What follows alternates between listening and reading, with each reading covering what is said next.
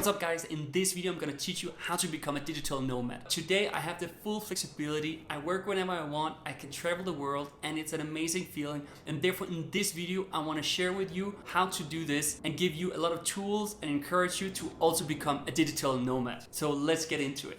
So before we get into the whole process and the different steps you have to do, I just want to share my life with you quickly.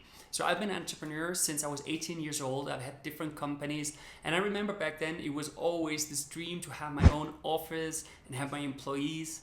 And after a couple of years, that became a reality. I would arrive at the office and my employees came, and I love that feeling, you know, that you walk in and you have this team working with you, and it's really something I enjoyed a lot. But there was also some downsides to it. And I remember that I felt bad every time I went traveling. I felt a little stuck because I was the boss, so I kind of wanted to be there a lot of time, not because I wanted to control anything, but just to keep the motivation up and all, because we were still a small team and not super organized. We were like in the beginning of our 20s, and then COVID came, and then it was all remote, and I didn't really like it that much back then. I don't feel motivated. I can't just work from home. It's just not the same feeling. But in the end, I never came back to the same thing with having an office. And since 2022, I haven't had any employees or colleagues next to me. Today, I'm really happy about it. I don't want to be stuck somewhere. I want to be able to go back to Europe if that's what I want to do, or if I want to go on a trip in Latin America, then I can do that, and I can stay at a hotel and work. 9 out of 10 days, I would say having a digital nomad lifestyle where you're flexible is my preferred way of living today. Alright, so the first thing you need to figure out is how are you going to make a living? But there's actually a lot of options here. If you have a job today, you can ask them if it's possible that you do it remotely. And a lot of companies will actually be okay with it. Of course, it depends on what industry you're in, but if it's a tech company, there's a good chance you can make some kind of solution. Maybe it will not be unlimited time, but it could maybe be a 6-month something.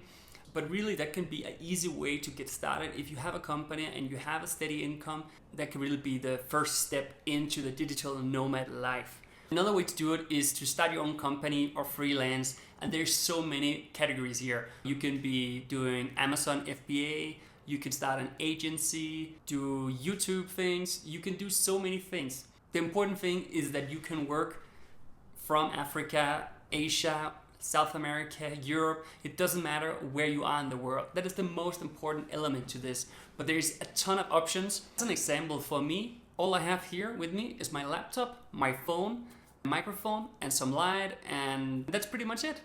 And I can do this wherever I want. Of course, maybe you need to find a good location to shoot your video, but it's more like in the details. This is of course the most essential thing, and it can be kind of difficult, but I think also if you really look for the opportunities, it is possible. If you ask the company you work for today, or if you offer your work on Upwork or Fiverr or something like that. So it really just depends on how much you want to do this, but there is a solution to it. In general, it's about finding something that is not defined by a location, where you just need your laptop and then making some money one way or another. Alright, so the next thing is more the legal side of things. So if you're gonna work for your own company, you need to decide where is this company gonna be.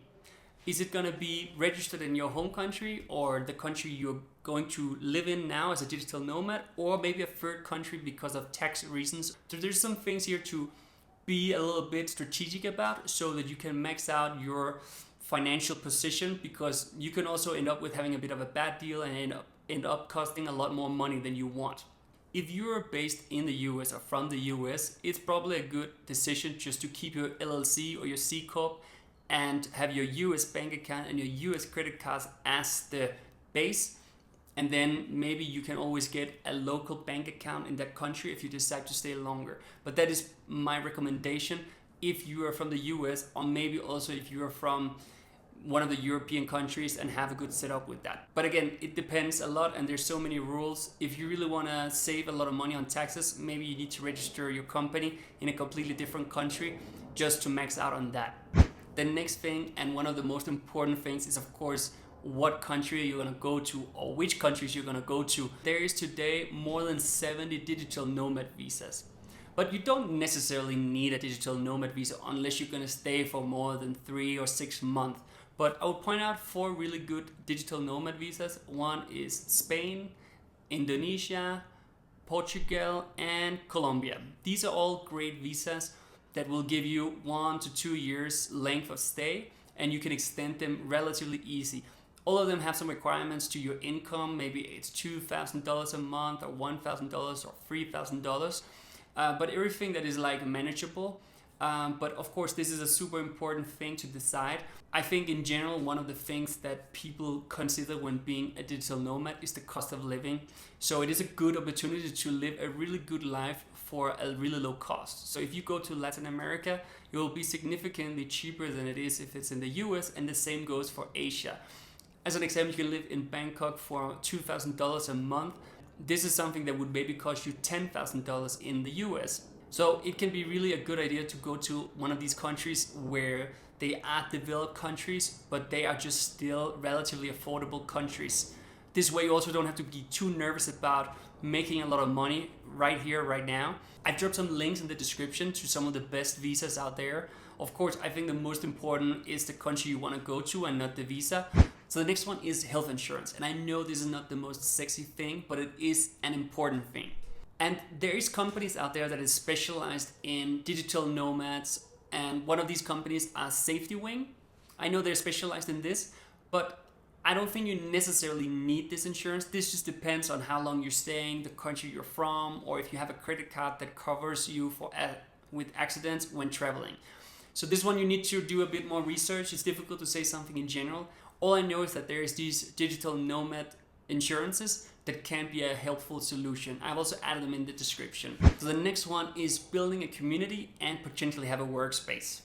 This one is super crucial as a digital nomad because a lot of people will have the feeling of loneliness when they are all the time on their own and they're not really enjoying being there on that special island or this special country. So it's so important that you actually look for other nomads or meet locals and really build a healthy, balanced life where you both work on your gig, but also you socialize and get integrated in that culture, because it's such an important element of actually feeling that country and being happy in that country. And there's so many ways to do this. You can find Facebook groups, maybe you can find YouTubers that talk about that place and start liking and comment and see there's other people that is in the same location, on Instagram or many other medias where you can connect with people and start building your network. And of course, besides that, you can be active in that city or country. You can go to different events and meet people and all, but it's so crucial for you to actually enjoy this, to really feel you're integrated into this country. Also, one thing I think is important is to go to a co-working office. And I personally use WeWork a lot. I think it's great. When I'm in LA, I go to WeWork. When I'm in Mexico City, I go to WeWork. When I'm in Europe or other places in the world, I go to WeWork. And it's a great way to leave your hotel room or your house or whatever and get out there and meet other people, whether they are locals or digital nomads. And I've also added a link in the description to WeWork in case you want to sign up. So one thing that can be complicated as a digital nomad is the housing situation, because you probably don't want to stay at a hotel for 3 months or 6 months, and it's also super expensive. And it's a bit the same with Airbnb. Airbnb can maybe be great for 2 weeks, but do you really want to stay for 3 months in an Airbnb? I don't think so. And at the same time, if you're looking to rent a place, it can be a little bit more work to really find the right place and understand how it works in that country. And I think here the best thing is to look for different groups. Maybe you can find a room or temporary rent somewhere. I know this is very common in many countries that there is these groups where you can contact people and they're renting out. Maybe it's a summer rental, something for a month or 2 or longer. And I think that's a great way to do it. Or maybe you can do a 6-month lease somewhere. If you first go for 1 month to Bogota or whatever, and then you have a good feeling, then maybe you can find a 6-month lease to a place. And that can also be a good way. But in general, it can be a little bit tricky. But I think the best thing here is to go to some of these groups. I really want to encourage you to do this because it's so important to get out of the comfort zone. I personally moved from Europe to the US, and now I'm actually mostly in Mexico City. And this is all about being outside your comfort zone and trying new things, challenge yourself, and you learn so much from it. And it's also exciting to know about new countries. This is exactly what you'll do if you're going to be a digital nomad. So there's really so many great reasons why to do this. And again, the worst thing that can happen is that after 1 or 2 years, you feel, okay, now I'm done with this. I just want to go back to my hometown. Then you do that and you can go back probably to the same job or a similar job. So there's not really that much risk in the end. Alright, so I just want to summarize this video. So first, you need to figure out how you're going to make money. That is the first and most essential step. And then the second thing was the legal setup. Here it's important to build a strategic. And then you need to figure out where you're actually going to go to, what countries you're going to go to. And then you're going to figure out if you can get a digital nomad visa for that country or if you actually need, depending on how long you're going to stay. Then you need to figure out the health insurance because it's important. And this really, again, depends on the country you're from, and maybe your credit cards have insurance, maybe they don't.